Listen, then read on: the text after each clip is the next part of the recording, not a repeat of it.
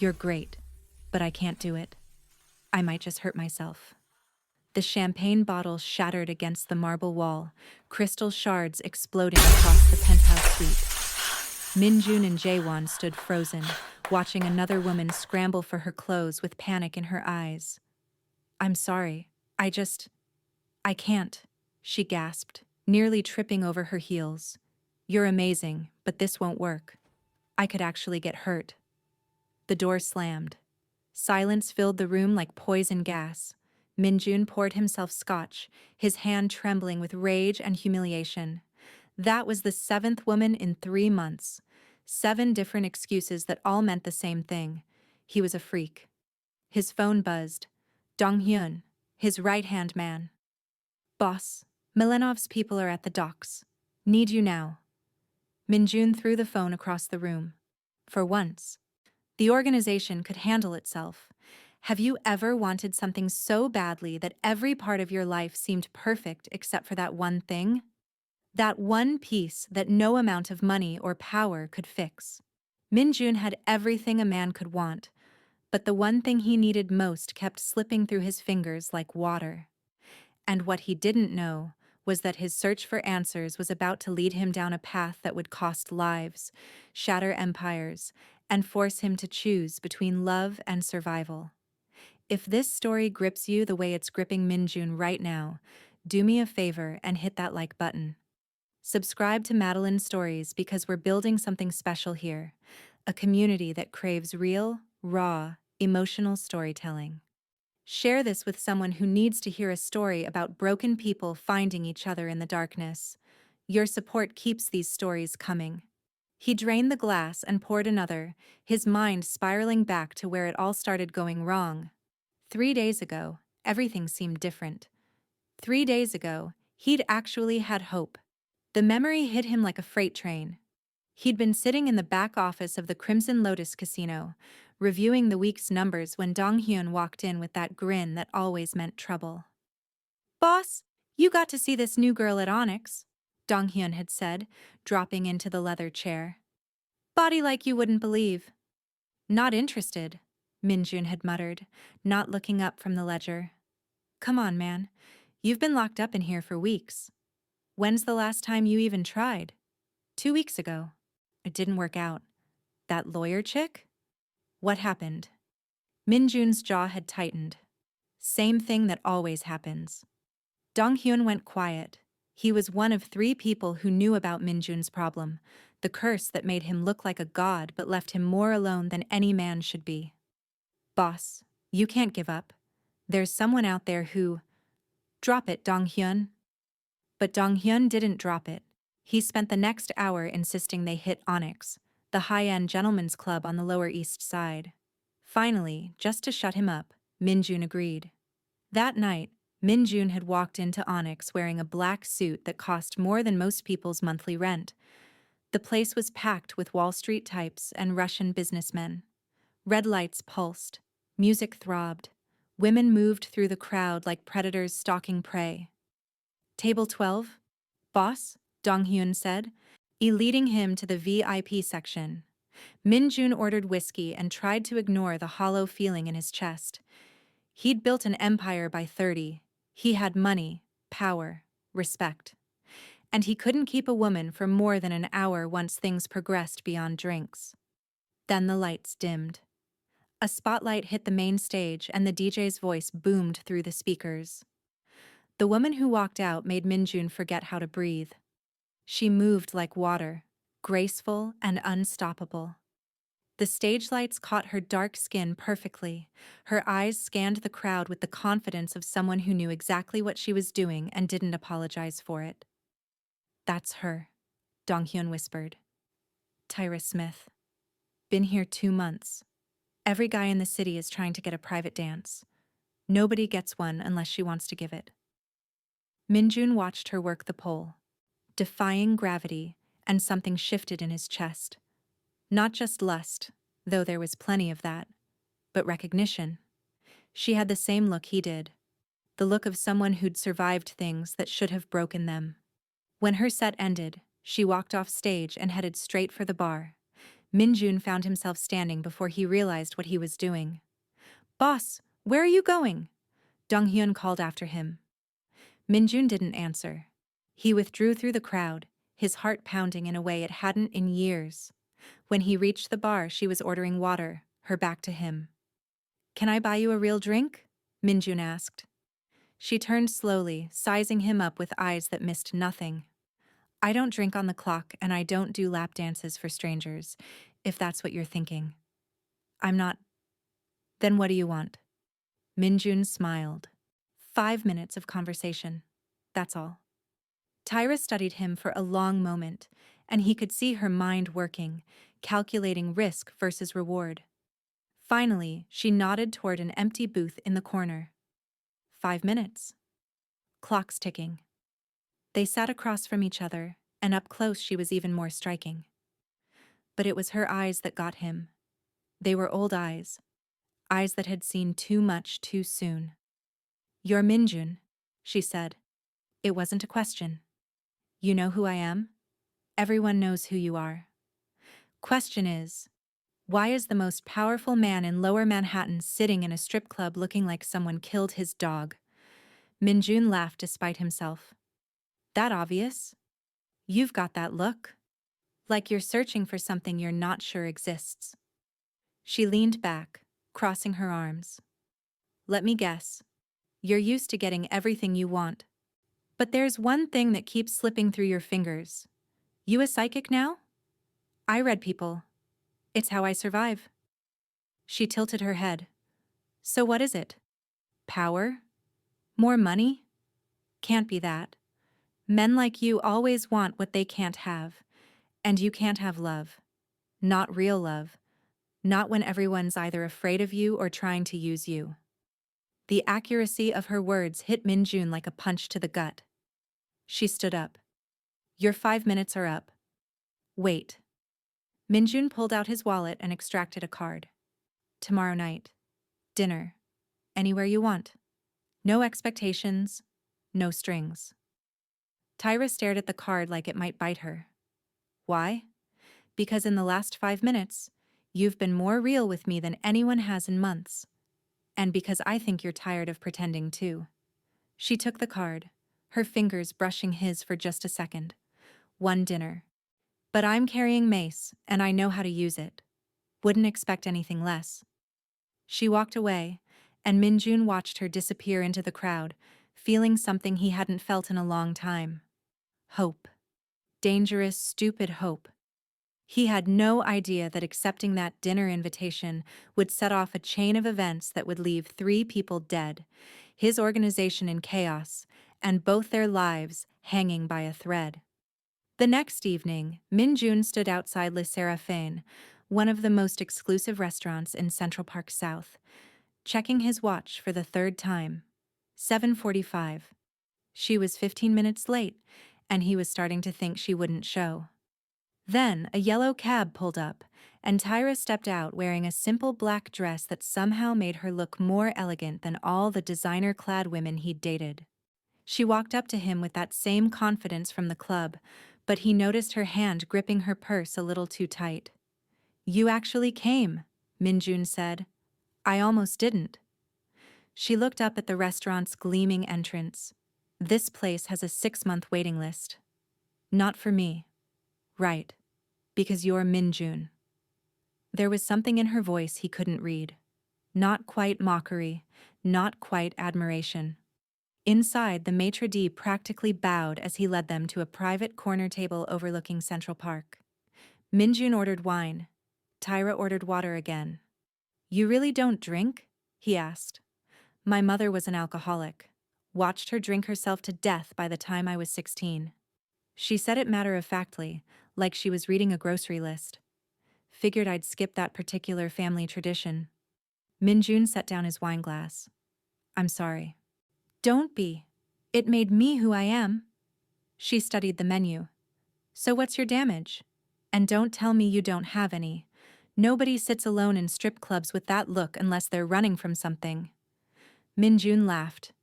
"You don't waste time, do you? Life's too short for small talk." He liked that. God help him, He liked everything about her. What do you want to know? Why the most eligible bachelor in New York can't keep a girlfriend for more than a month?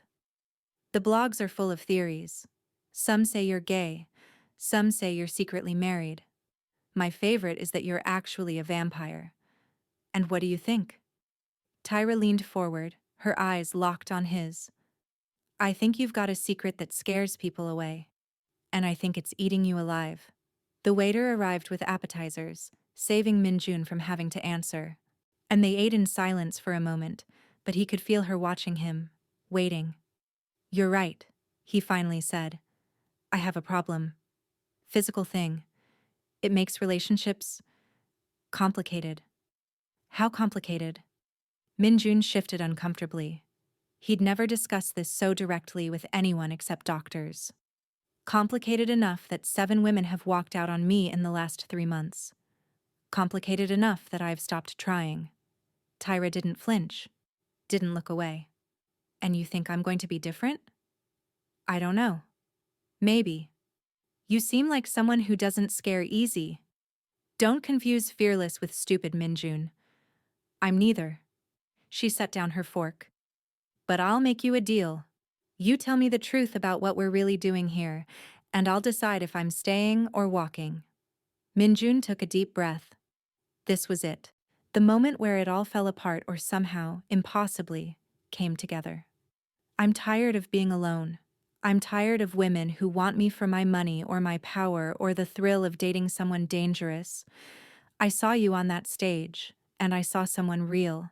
Someone who survived things. Someone who might understand that not everything that looks perfect actually is. That's quite a speech. It's the truth. Tyra was quiet for a long moment, her fingers drumming on the table. Okay, here's my truth. I dance because it pays for my nursing degree. I'm 1 semester away from finishing. I moved to New York from Atlanta 3 years ago with $200 and a dream, and I've clawed my way up from nothing. I don't need a savior and I don't need a sugar daddy. But I wouldn't mind meeting someone who sees me as more than a body or a conquest. Nay, I can do that. Can you? Because men like you, Minjun, you're used to owning things, people, situations. I'm not something you can own. I don't want to own you. Then what do you want? Minjun reached across the table, stopping just short of touching her hand. A chance. Just a chance to see if maybe we're both wrong about how alone we have to be. Tyra stared at his hand, then at him. Finally, she placed her hand in his. 1 chance.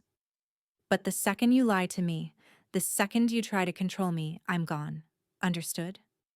Understood. They finished dinner talking about everything except the obvious tension building between them. She told him about growing up in Atlanta, about her mother's decline, about the aunt who'd taken her in. He told her about building his organization from the ground up, about the violence he'd seen, about the isolation that came with power. By the time dessert arrived, Minjun realized he hadn't thought about his problem once in 2 hours. He was too busy being fascinated by the woman across from him. So what now? Tyra asked as they left the restaurant. You take me back to your penthouse, and we see if your complication is as bad as you think? Minjun felt heat rise in his face. I wasn't assuming. Relax. I'm messing with you. But there was something in her eyes. Curiosity. Challenge. Eventually, though, we're going to have to address the elephant in the room. Or should I say, the elephant in your pants? Despite himself, Minjun laughed. You're impossible. And you like it. She stepped closer. Close enough that he could smell her perfume. Here's what's going to happen. You're going to take me home to my apartment in Queens. And we're going to take this slow. Because whatever this complication is, rushing it isn't going to help. You're not afraid? Minjun, I've survived things that would break most people. I think I can handle whatever you're worried about. She kissed him on the cheek, her lips soft against his skin. But not tonight. Tonight you're going to go home and think about whether you're ready for someone who won't run. And I'm going to decide if I'm crazy for even considering this. She walked toward the street to hail a cab, and Minjun watched her go, feeling like he'd just survived a tornado and wasn't sure if he wanted to or not. His phone buzzed. Donghyun. Boss, we got a situation. Milenov's nephew is dead. Found in the Hudson an hour ago. They're saying it was us. Minjun's blood went cold. He quickly typed back. I didn't authorize any hits. I know. Someone's setting us up. Minjun looked at Tyra just getting into a cab. She glanced back at him, smiled, waved. His two worlds were about to collide in ways he couldn't predict. He made a decision. He'd deal with Milenov. He'd find whoever was trying to start a war, but he wouldn't let it touch her. Wouldn't let the darkness of his world swallow the one real thing he'd found. The cab drove away, and Minjun pulled out his phone. Donghyun, round up the captains.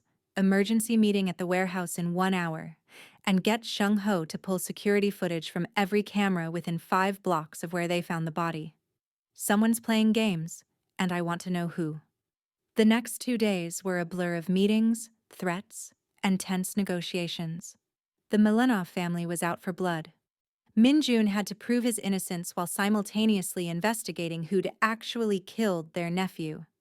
It turned out to be one of his own guys, a hothead named Taiyang who'd been skimming from the gambling operations and panicked when the Russians started asking questions. Minjun had Taiyang delivered to Milenov's people in a trunk. The message was clear. He handled his own problems, and he didn't tolerate disloyalty. The Russians accepted it, barely. But the damage was done. Trust was shattered. Everyone was on edge. Through it all, Tyra texted him. Nothing heavy, just little messages that made him smile despite the chaos. Photos of her cat, complaints about her pharmacology professor, stupid memes that somehow always landed at exactly the right moment. On the 3rd night she called. You've been quiet. Work stuff. It's complicated. The kind of complicated where people end up dead? Minjun froze. What do you know about my work? Minjun, I'm not stupid. I know what you are. Knew it the second I saw you. Her voice was calm, steady. Question is whether you're going to lie about it or respect me enough to be honest. I'm not a good man, Tyra.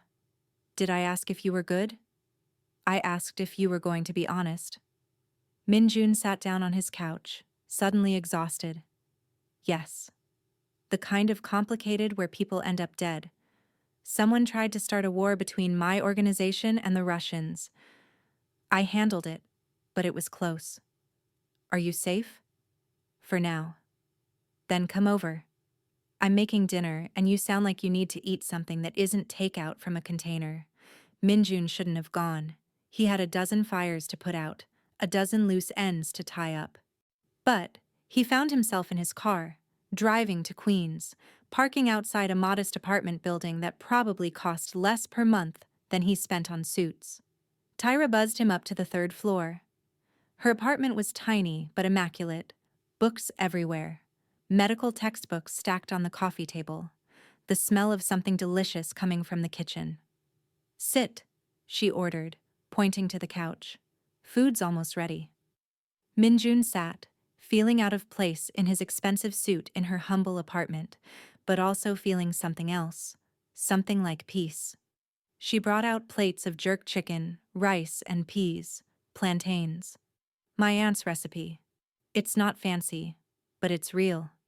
They ate on her couch, watching some cooking competition show she was obsessed with. And Minjun couldn't remember the last time he'd felt so normal, so human. Thank you, he said after they finished. For what? For not running. For not treating me like I'm some monster. Minjun, I grew up around men like you. My uncle was in the game before he got locked up. I know the life. I know what it costs. And I know that the men who survive it aren't monsters. They're just people trying to win a game that was rigged from the start. She moved closer, and Minjun's heart started pounding. But here's the thing. If we're going to do this, if we're really going to try, you need to know something. I won't be your escape. I won't be the good girl who saves you from yourself. I've got my own demons, my own darkness. So if we're doing this, We're doing it as equals. As two people who know the world is ugly and are trying to find something beautiful anyway. I can live with that. Can you? It's because eventually we're going to have to deal with your complication, and I need to know you're not going to shut down on me when we do. Minjun took a deep breath. It's not that I don't want to. You have no idea how much I want to. But every woman who's seen, who's tried, they all leave. And I don't think I can handle watching you leave too. Tyra reached out and touched his face, her hand soft against his cheek. Then let's make a deal. Right now. Tonight. We're just two people sitting on a couch. No expectations, no pressure. We'll deal with everything else when we're both ready, okay? Okay. She leaned in and kissed him, soft and slow, and Minjun felt something break open in his chest. Something that had been locked away for so long he'd forgotten it was there. They spent the night talking, kissing, existing in a bubble where his organization didn't exist and her struggles didn't matter. Just two people finding each other in the darkness. Minjun left at dawn, and as he drove back to Manhattan, his phone rang. Dong-hyun. Boss, we got a problem. Big one. What now? It's about the girl. Tyra. I did some digging like you asked, just to make sure she was clean. Minjun's stomach dropped. And? Boss. She's not who she says she is. Minjun nearly swerved into oncoming traffic. What the hell are you talking about? Pull over, boss. You need to hear this sitting down. Minjun found a side street in Chelsea and parked, his knuckles white on the steering wheel. Talk. Dong-hyun's voice was grim. Her real name is Tyra Carter. That part's true. But 3 years ago, she wasn't running from poverty in Atlanta. She was running from a murder charge. In the world tilted sideways. That's impossible. I got the police reports right here. Her boyfriend at the time, Darius Webb, was found dead in their apartment. Single gunshot wound to the chest. Tyra disappeared the same night. Atlanta PD issued a warrant, but she vanished. Changed her look, came to New York, started over. Minjun's mind raced. If there's a warrant, why hasn't she been picked up? That's the interesting part. The warrant was dropped 6 months later. Case went cold. Darius Webb's family stopped cooperating with police. It's like someone made it all go away. Who? That's what I'm trying to figure out. But boss, there's more. Darius Webb wasn't some random boyfriend. He was connected. Low-level enforcer for the Disciples, one of Atlanta's biggest crews. And get this. 2 weeks before he died, he was seen meeting with FBI agents. Minjun felt sick. You think she's a federal agent? I think she's something. Could be an agent. Could be a witness they relocated. Could be she really did kill him and someone helped her disappear. Either way, she lied to you about everything. Send me everything you have. Minjun hung up and stared at the steering wheel, his thoughts spiraling. Every moment with Tyra replayed in his head, every conversation now tainted with doubt. Had she targeted him? Was this whole thing a setup? His phone buzzed with incoming files from Dong-hyun, police reports, photos of a crime scene, and pictures of Tyra from 3 years ago, looking younger, harder, standing next to a man with dead eyes and gang tattoos covering his arms. Minjun's phone rang. Tyra. He stared at her name on the screen, his finger hovering over the answer button. Finally, he picked up. Good morning, she said, her voice warm. I know you just left, but I couldn't stop thinking about last night. We need to talk. Her tone shifted immediately. What's wrong? Not over the phone. Meet me at the warehouse on Delancey in 1 hour. Minjun, you're scaring me. 1 hour, Tyra. Or whatever your real name is. He hung up before she could respond. The warehouse was one of Minjun's legitimate holdings, a storage facility for imported goods that occasionally served other purposes. When Tyra arrived, Minjun was waiting with Dong-hyun and 2 other men. She walked in wearing jeans and a leather jacket, her hair pulled back, and Minjun could see the moment she realized this wasn't a casual meeting. Her hand moved toward her purse. Don't, Dong-hyun said, stepping forward. Yes, we just want to talk. With an audience? Tyra's eyes found Min-jun's. What the hell is this? Min-jun pulled out his phone and showed her the police report. Tell me about Darius Webb. The color drained from her face. For a long moment she just stared at the screen, and Min-jun watched her carefully, looking for any sign of deception. Any hint of the federal agent or professional liar he was terrified she might be. Can we do this in private? She finally asked. No. Min-jun, please. You lied to me about everything. So no, you don't get privacy. You get to explain right here, right now, why I shouldn't assume you're either a cop or playing some game I don't understand. Tyra's jaw tightened. She looked at Dong-hyun and the other men, then back at Min-jun. Fine. You want the truth? Darius was my boyfriend. And yes, I killed him. And the warehouse went dead silent. He was going to kill me first, Tyra continued, her voice steady despite the tremor Min-jun could see in her hands. I found out he was working with the FBI. He cut a deal to testify against the disciples in exchange for witness protection. But he was stupid. He told me about it one night when he was high, thinking I'd be happy, thinking we'd run away together and start over. So you killed him, Dong-hyun said. So he tried to kill me, Tyra snapped. The disciples found out about his deal. They sent people to our apartment. Darius panicked. He figured if he killed me and delivered my body to them, proved his loyalty, they'd forgive him. I walked in on him loading a gun. She pulled up her shirt, revealing a scar along her ribcage that Min-jun had noticed before, but never asked about. He shot me first. Missed anything vital, but I went down. He was standing over me, about to finish it, when I grabbed his ankle, made him fall. The gun went off. Bullet went through his chest. And then you ran, Min-jun said. And then I ran. I was 19 years old, bleeding, and there was a dead body in my apartment. I knew the disciples would come for me. I knew the FBI would want to know what happened. So I took what cash Darius had stashed, got myself to a clinic that didn't ask questions, and disappeared. How'd the warrant get dropped? Tyra smiled bitterly. You really want to know? Darius's sister, Kiana.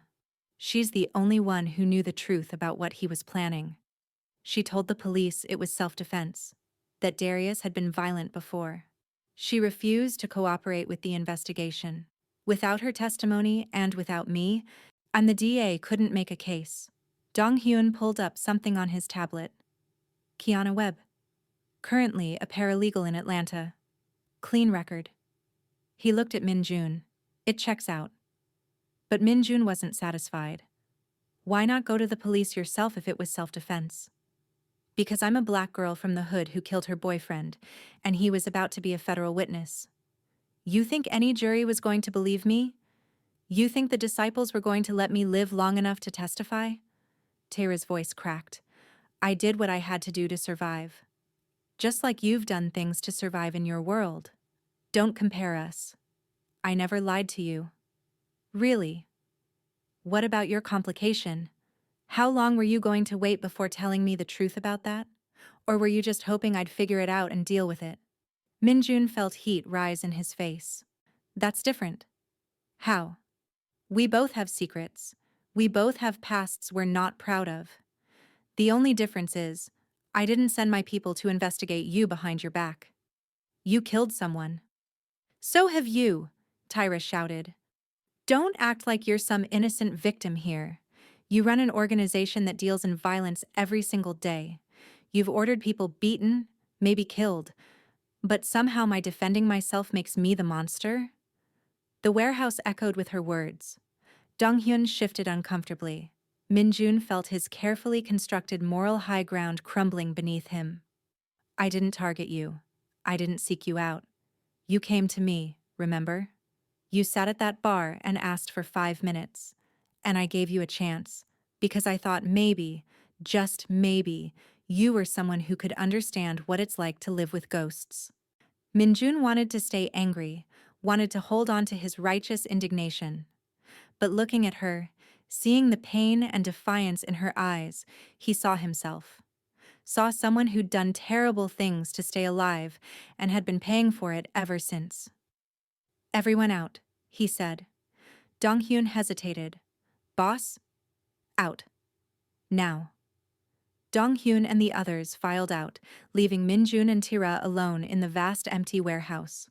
The silence stretched between them like a living thing. "I should have told you," Tyra finally said, "before things got serious. But I was afraid. Afraid you'd look at me differently. Afraid you'd see me as damaged goods. I am damaged goods. I know. That's why I thought we had a chance." She took a step toward him. "Min-jun, I'm not asking you to forget what I did.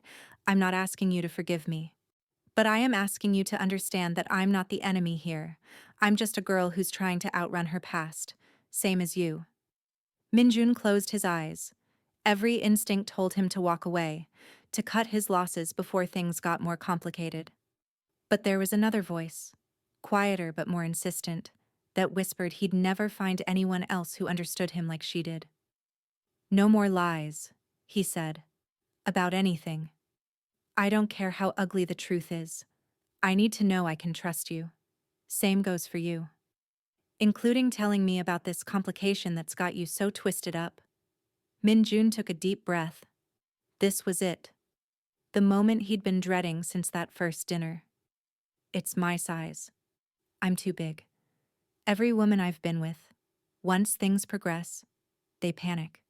They say it won't fit, that they'll get hurt, that it's too much. And they're not wrong. I've had women end up in pain, crying, asking me to stop. So I stopped trying." Tyra processed this information, her expression unreadable. "How big are we talking? Does it matter?" "Min-jun, I'm going to be a nurse. I've seen every body type imaginable. So yes, it matters. Because I need to know if we're talking about something manageable or something that requires actual medical intervention." Despite everything, Min-jun almost laughed. Leave it to Tyra to approach his deepest insecurity like a clinical problem to be solved. Big enough that regular condoms don't fit. Big enough that I've had to special order things. Big enough that foreplay isn't enough. Patience isn't enough. It just doesn't work. Tyra was quiet for a moment. Then she crossed the distance between them and took his hands. "Listen to me. I've been through worse than a physical challenge, and if you think I'm going to run because of biology, you don't know me at all. Tyra, we'll figure it out together. Like adults who communicate and don't panic at the first sign of difficulty. Okay?" "Okay." Min-jun looked down at their joined hands, marveling at the absurdity of the moment. An hour ago he was ready to end things, convinced she'd betrayed him. Now they were discussing his anatomy in a warehouse like it was a business negotiation. "Okay," he said. She kissed him then, hard and desperate, and Min-jun felt the last of his resistance crumble. They were both broken, both running, both trying to find something real in a world built on lies. Maybe that was enough. They left the warehouse together, Min-jun's arm around her shoulders, and he felt lighter than he had in years. And the weight of his secret shared, the burden of loneliness lifted slightly. His phone buzzed. Ji-hoon, one of his captains. "Boss, we got movement on the Milenov situation. They're meeting with the Bratva tonight. Word is they're planning something big." Min-jun's good mood evaporated. The Russians were supposed to be settled. He delivered Taeyang, made peace. What were they planning? "I have to handle something," he told Tira. "Business. The dangerous kind." She squeezed his hand. "Be careful. I didn't go through all this just to lose you to a bullet." Min-jun kissed her forehead and headed to his car, already mentally planning the night ahead. He'd have Dong-hyun pull together their best people, set up surveillance on the meeting location, find out what Melanov was really planning. He didn't see the black SUV parked across the street. Didn't notice the camera pointed at him and Tyra. Didn't know that someone was watching, documenting, planning. And he had no idea that by tomorrow morning, photographs of him and Tyra would be sitting on a desk at FBI headquarters in Manhattan, setting in motion events that would destroy everything he'd built. The agent staring at those photos smiled. After 3 years of searching, they'd finally found Tyra Carter. And bonus, she'd attached herself to one of the biggest targets in New York organized crime. Agent Leah Chin picked up her phone. "Sir, you're going to want to see this. Our missing witness just resurfaced, and you'll never guess who she's dating."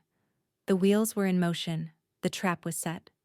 And neither Minjun nor Tira had any idea that their past was about to collide with their present in ways that would leave them with an impossible choice: betray each other or burn together. Minjun didn't sleep that night. He spent hours at his office in Chinatown, coordinating surveillance on the Milenov meeting while simultaneously trying to make sense of what had happened with Tyra. Every time he closed his eyes, he saw her face when she'd confessed to killing Darius. Not guilt, not shame, just raw, unfiltered survival instinct. He understood that better than he wanted to admit. Around 3 in the morning, Dong-hyun burst through the door without knocking. "Boss, we got a problem. The meeting with the Bratva. It wasn't about us." Min-jun looked up from his laptop. "What do you mean? They're planning a hit, but not on our people." Lucian's mind was already racing. Then who? "They're going after someone in Atlanta, a woman named Kiana Webb." The room tilted. "Darius's sister." "Yeah. Apparently the disciples down there just found out she helped Tyra escape. They sold the information to Milenov as a gesture of goodwill, trying to build connections up north. Milenov's sending people to Atlanta tomorrow night." Min-jun's blood ran cold. Why would Milenov care about some paralegal in Atlanta?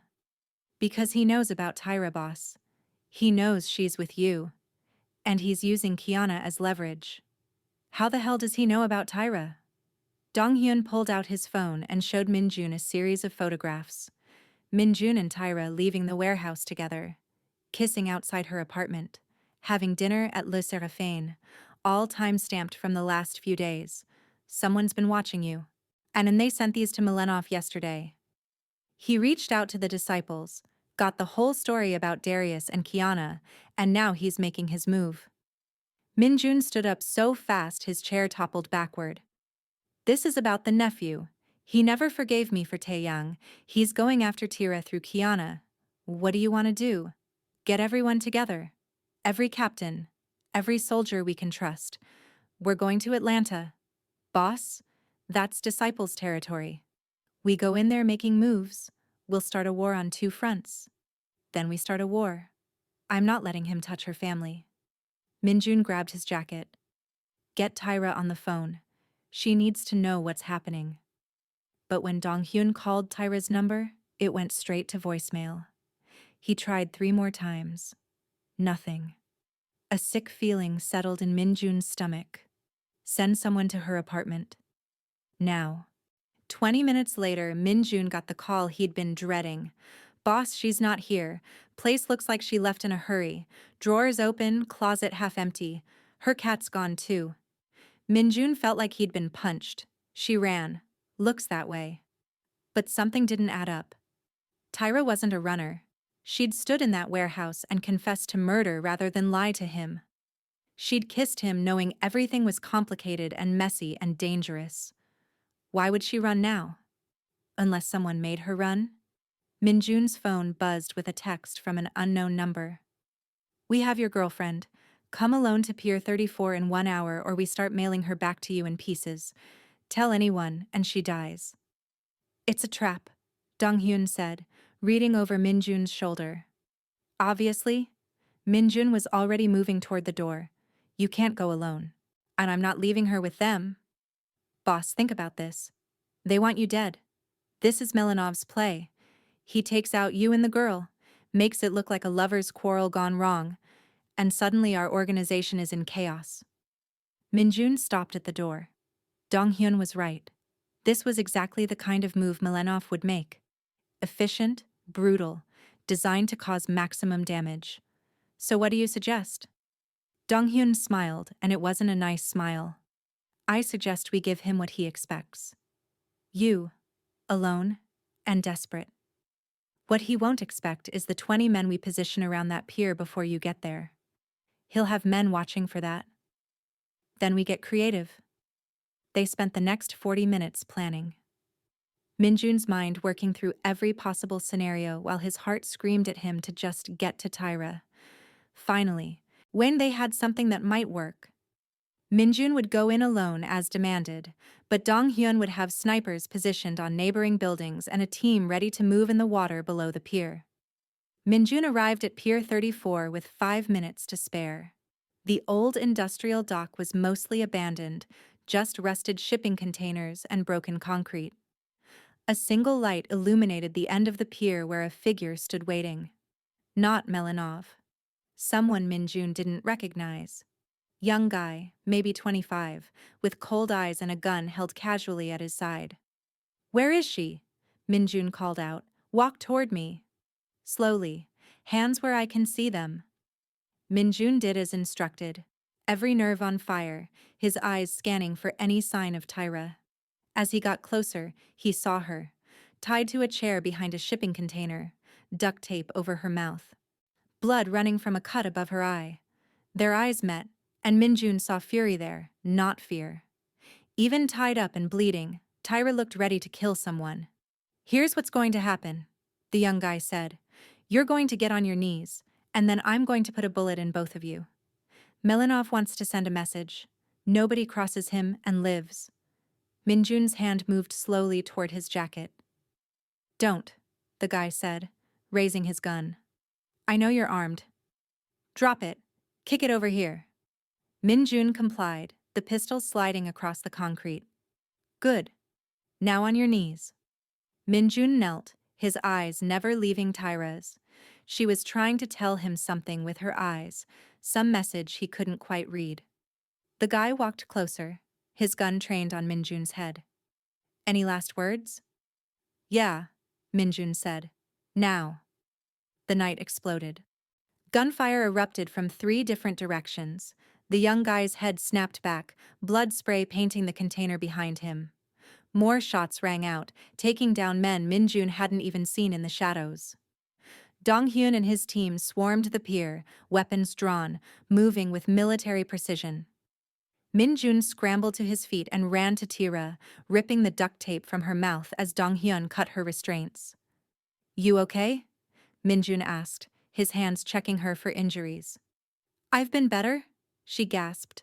"But yeah, I'm okay." The shooting stopped. Dong-hyun approached, reloading his weapon. "We got 5 of them. But Melanov wasn't here. This was just his cleanup crew." Minjun helped Tira to her feet, his arm supporting her. "Where is he?" "We're working on it." "But boss, we got a bigger problem."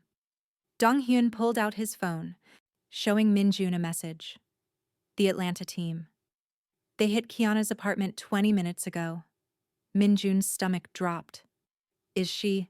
"She's alive. Barely. She's at Grady Memorial, critical condition." The disciples weren't expecting her to have a panic room. She made it inside and triggered a silent alarm. Cops showed up in time, but she took 2 bullets. Tira let out a sob, her legs buckling. Minjun caught her. "This is my fault," she whispered. "All of this is my fault. Kiana helped me, and now she's dying because of me." "No," Minjun said firmly, "this is Melenov's fault, and we're going to end him." But Dong-hyun's expression was grim. "Boss, there's more. The FBI showed up at the hospital. They're questioning Kiana about Tyra. And they have photos. Of you 2 together." Tyra looked up at Minjun, fear naked on her face. "They found me." Minjun's mind raced. The FBI had Tyra's location. They had proof she was connected to him. And with Kiana wounded, they'd have all the leverage they needed to force her cooperation. "We need to run," Tyra said. "Right now. We need to disappear before they come for me." Dong-hyun cleared his throat. "Boss? If you run with her, you're burning everything. The organization, your reputation, your life here. Everything you built." Minjun looked at Tyra, then at Dong-hyun. then at the bodies scattered across the pier. He'd built an empire. He'd survived wars, betrayals, challenges that would have destroyed lesser men. But what was any of it worth without her? Get the boat ready, he told Dong-hyun. The one we keep at the marina. Full tank, cash, passports. Boss. Do it. 30 minutes later, Min-jun and Tyra were on a speedboat heading down the East River, the lights of Manhattan receding behind them. Dong-hyun had provided them with fake IDs, 100,000 in cash, and a contact in Montreal who could help them disappear.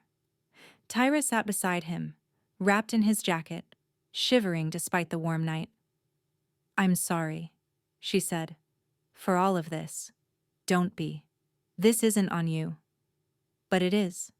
If I'd never walked into that club, if I'd never taken your card, none of this would have happened.